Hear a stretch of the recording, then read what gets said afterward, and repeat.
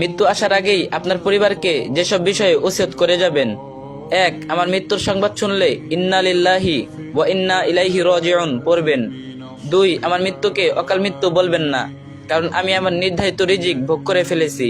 3. আমাকে নিয়ে বিলাপ মাতব করবেন না, জোরে জোরে কান্নাকাটি করবেন না, কারণ এটা সুন্নাহ বিরোধী কাজ এবং রাসূল সাল্লাল্লাহু আলাইহি সাল্লামের কর্তৃক নিষিদ্ধ কাজ। 4. আমার মৃত্যুতে 40 কুলখানি মিলাদ করবেন না, কারণ এটা স্পষ্ট বেদাত। 5. যারা আমার মৃত্যুর সংবাদ শুনবেন তারা অবশ্যই আমার জানাজায় অংশগ্রহণ করার চেষ্টা করবেন। 6. আমার লাশ মাহরাম ছাড়া অন্য কাউকে দেখাবেন না। 7. আমার লাশকে সুন্দরভাবে বিশ্বস্ত মানুষ দ্বারা গোসল করানোর ব্যবস্থা করবেন। 8. লাশ দাফনে ইসলামিক রীতিনীতি অবলম্বন করবেন, সমাজের নয়।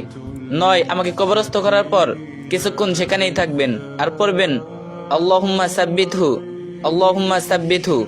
আমার